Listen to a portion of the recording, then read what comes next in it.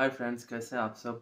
एक बार फिर से स्वागत है आप सबका मेरे यूट्यूब चैनल पर प्रैक्टिकल एस्ट्रोलॉजी विद रवीन पुरोहित में।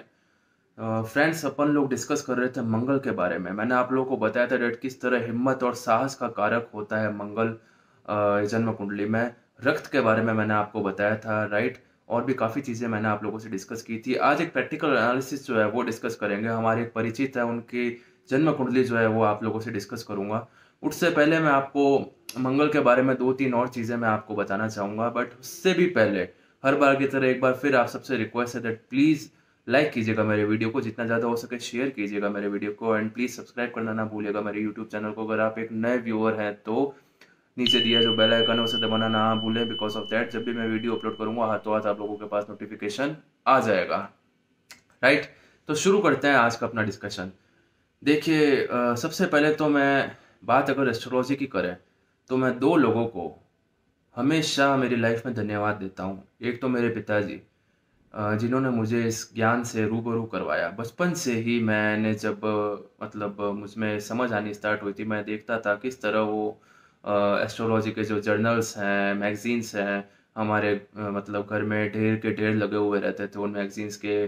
काफ़ी वो स्टडी किया करते थे, तो उन्हें देखकर ही मैंने इंटरेस्ट लिया और उन्होंने मुझे सिखाया भी और मैं सीखा भी। एंड सेकेंडली मैं धन्यवाद देना चाहूँगा मेरे गुरुजी जो हैं, महर्षि मदन पुरोहित जी को। मेरे बड़े पापा, मेरे ताऊ जी हैं वो, राइट। इन दो लोगों से प्रेरित होकर के मैंने एस्ट्रोलॉजी को सीखा। और देखिए, ज्योतिष के दो पहलू होते हैं। एक तो लर्निंग वाला, विद्यार्थी बन के जिसमें आप ज्योतिष सीखते हैं, जो कि ऑब्वियसली मैं हूँ, मैं उसी फेज़ में हूँ भी। आई एम नॉट, मैं अपने आप को पूरी तरह एक लर्नेड कभी नहीं मानूंगा। मैं हमेशा अपने आप को एक स्टूडेंट ही मानूंगा एस्ट्रोलॉजी का। दूसरा पहलू होता है आध्यात्मिक। जब आप लर्निंग से ऊपर उठ जाते हैं, जो कि एक बहुत लंबी पीरियड जो होता है आपकी लाइफ का, उसमें उसके बाद जब आप इस फेज में आ जाते हैं कि आपकी की हुई भविष्यवाणी कभी गलत हो नहीं सकती, इस तरह के जो फेजेस होते हैं और इस तरह के लेवल भविष्यवाणियों के, जो कोई सोच नहीं सकता या जहाँ तक कोई पहुँच नहीं सकता। मेरे गुरुजी से अ, मेरा जो डिस्कशन हुआ था, मंगल के बारे में डिस्कस कर रहा हूँ, ध्यान से सुनना। एक ज़बरदस्त केस बताऊंगा आपको। मेरे गुरुजी से मेरा डिस्कशन हुआ था 4 महीने पहले आज से। उन्होंने मुझे बताया था दैट सिर्फ कोविड ही नहीं, इस साल एक बहुत ही ज़बरदस्त युद्ध भी होगा दो देशों के बीच में। मैंने उनसे कहा कि अभी तो पूरी दुनिया जो है वो कोविड में उलझी हुई है, पकड़ पकड़ के सबको किसी तरह देश वैक्सीनेशन कराने में लगे हुए हैं नागरिकों का। देशों की आर्थिक स्थिति जो है वो ज़बरदस्त रूप से बिगड़ी हुई है। कैसे कोई अभी देश आपस में युद्ध करके डाइवर्ट हो सकता है इन चीज़ों से। उन्होंने कहा होगा, देखना एक बार मंगल जो है, जैसे ही एक क्रूर और पापी ग्रह, डिस्टर्बिंग प्लैनेट जो होता है राहु, उसके नक्षत्र आर्द्रा नक्षत्र में मंगल ने एंट्री ली नहीं और एक ज़बरदस्त युद्ध होगा कहीं ना कहीं। और I was shocked literally that जैसे ही मंगल ने आद्रा नक्षत्र, जिसकी लॉर्डशिप राहु के पास होती है, उसमें एंट्री ली, इसराइल और गाजा फिलिस्तीन के बीच में जबरदस्त युद्ध छिड़ा यरूशलेम के पीछे, राइट। अब यरूशलेम देखिए, एक मतलब ऐसी भूमि है जिसपे मुस्लिम्स भी अपना अपना उसे होली जो है वो प्लेस मानते हैं, क्रिश्चियंस भी मानते हैं, और जूस जूस जो होते हैं यहूदी, वो भी उसे अपनी प्लेस मानते हैं, होली प्लेस। तो इसके लिए यरूशलेम के पीछे जो लड़ाई है वो अभी से नहीं है, हजारों साल पहले से यरूशलेम के पीछे लड़ाइयाँ होती आई है। खैर, अभी टॉपिक पे बात करेंगे मंगल के बारे में, राइट। तो उन्होंने मुझे कहा था दैट मंगल ने जैसे ही आद्रा नक्षत्र में एंट्री लेगा कहीं ना कहीं युद्ध होगा। मुझे उस टाइम बात थोड़ी अटपटी लगी। और जैसे ही अभी मंगल ने लास्ट मंथ जो है आद्रा नक्षत्र में जब एंट्री ली थी, तो Israel second day, the very next day, Israel और गाजा में जंग छिड़ गई शानदार। देखा, मतलब मैं आई वॉज शॉक्ड कि ये ऐसे मतलब कैसे हो गया है। और मजे की बात देखिए, जैसे ही आर्द्रा नक्षत्र से मंगल फ्री हुआ, उनके युद्ध पे संघर्ष विराम लग गया, राइट। और युद्ध कैसा हुआ था, मतलब मिसाइल्स दागे गए एक दूसरे पे, एयर स्ट्राइक हुई, ड्रोन का हमला, इतने तरह के हमले। और जैसे ही पापी नक्षत्र से मंगल गोचर में फ्री हुआ और युद्ध पे संघर्ष विराम लग गया, तो देखिए ये जो हथियार होते हैं, गोला बारूद, guns, pistols, missiles, grenades, right.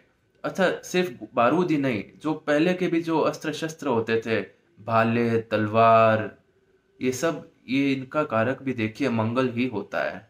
तो इस तरह के जब कोई बड़े परिवर्तन होते हैं, नक्षत्र परिवर्तन कोई ग्रहों के, तो किसी ना किसी तरह दुनिया पे इनका इफेक्ट पड़ता है। खासकर जो क्रूर और पापी ग्रह होते हैं मंगल जैसे, राइट। तो ये मैंने अब आपको आज एक बताया दैट किस तरह मंगल का नक्षत्र परिवर्तन पे भी क्या उससे क्या इफेक्ट पड़ता है लोगों के ऊपर। All right. अच्छा, आज एक प्रैक्टिकल जो डिस्कशन आप लोगों के सामने मैं लेकर आया हूँ। ये मेरे एक परिचित की है जन्म कुंडली। प्रबल मांगलिक कुंडली है ये। All right. वृश्चिक लगन की यहाँ पे कुंडली है और कर्क लगन का यहाँ पे नवांश कुंडली है। मांगलिक कुंडली देखिए क्या होती है, ये मैं आज आपको बताऊंगा। मंगल प्लैनेट जब भी जन्म कुंडली के पहले, चौथे, सातवें, आठवें, 12वें भाव में विराजमान हो जाता है तो वो कुंडली मांगलिक हो जाती है, राइट। अब ये कि ये मंगल अगर नवांश लगन में भी पहले, चौथे, सातवें, आठवें, 12वें भाव में विराजमान हो जाता है तो भी कोई कोई लोग इसे मांगलिक मानते हैं फिर कुंडली को। ये कि ये मंगल जो है अगर पहले, चौथे, सातवें, आठवें, 12वें भाव में चंद्र लगन से विराजमान हो जाता है किसी कुंडली में तो भी मांगलिक माना जाता है जन्म कुंडली को। तो देखिए बात ये हुई कि आजकल 100 में से 70%, 80% कुंडलियां मांगलिक होती है, राइट। हाईली प्रोफेशनल एस्ट्रोलॉजर्स क्या होते हैं, वो मंगल के नाम से, मांगलिक कुंडली के नाम से लोगों को डराते हैं। शादियां नहीं होने देते, विवाह नहीं होने देते, गट विवाह कराते हैं पहले उससे, उसकी पूजा करवाते हैं शांति की, मंगल की, दोष की। ऐसा कुछ मैं इन चीज़ों को नहीं मानता पूजा। बिकॉज देखिए आजकल 100 में से 70 से 80% कुंडलियां जो है वो मांगलिक होती है। तो मेरा ये मानना है अगर आप सही ढंग से कुंडली मिलान करके रिश्ता जो है तय करें, सिर्फ मंगल ही क्यों देखें, आप ये भी देखिए कि उन लोगों के जातक जातिका जो है उनकी लाइफ में वैवाहिक सुख है भी या नहीं है तो उसका स्तर क्या है, किस स्तर का वैवाहिक सुख है, राइट। इन चीज़ों को देखिए। उसके बाद और भी दूसरी चीज़ें जो होती है वो देखिए। उसके बाद आप मंगल को मैच कीजिए, उसके बाद आप रिश्ता तय कीजिए। लोग बाग सिर्फ मांगलिक विचार के ऊपर जो है रिश्ता तय करना, नहीं तय करना, वो एक तरह की आजकल स्टुपिडिटी हो गई है, राइट। अगेन मैं किसी पे व्यक्तिगत टिप्पणी नहीं कर रहा हूँ, ये मेरा खुद का विचार है। तो प्रैक्टिकल एनालिसिस जो है इसका हॉरोस्कोप का वो स्टार्ट करते हैं। 8वें भाव में यहाँ पे मंगल विराजमान हो गया है लग्न कुंडली में, आप देख सकते हैं। तो ये कुंडली जो है मांगलिक हो गई। नवांश लगन में भी 12वें भाव में मंगल जो है विराजमान हो गया है तो ये कुंडली हाईली प्रबल मांगलिक हो गई, राइट। प्रबल मांगलिक जो है ये कुंडली हो चुकी है, आप देख सकते हैं। लग्न कुंडली में 8वें भाव में और नवांश कुंडली में 12वें भाव में मंगल विराजमान है। अब मुझे इस चीज़ की नॉलेज नहीं है कि इनकी जो वेडिंग जो हुई थी, मैरिज जो हुई थी इनकी, उसमें हॉरोस्कोप मैच हुआ था या नहीं, ये मुझे नहीं पता। बट फर्स्ट मैरिज जो इनकी थी, फर्स्ट मैरिज का नाम इसलिए ले रहा हूँ बिकॉज आफ्टर मैरिज इनकी वाइफ का देहांत हो गया था, शी पास्ट अवे, राइट। तो काफ़ी नेगेटिव वे में यहाँ पे मंगल जो है प्लेस होकर के बैठा है 8th हाउस में। और नवांश लगन में भी देखे यहाँ पे कुंडली मांगलिक है तो बहुत ज़्यादा प्रबल मांगलिक है ये कुंडली। तो मंगल को अपना एक तरह से नेगेटिव इफेक्ट जो है एक बार के लिए तो वो देना ही था, राइट। ऐसे केसेस में तो मंगल अपना नेगेटिव इफेक्ट देगा ही।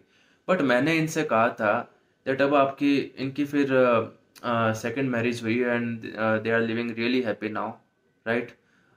इनसे मैंने कहा था दैट अब आपकी दिसंबर 2020 के बाद मंगल की महादशा स्टार्ट होने वाली है। तो मांगलिक कुंडली है तो एक तरह से इनके माइंड में आया कि कहीं मंगल वापस कुछ नेगेटिव फल नहीं दे दे।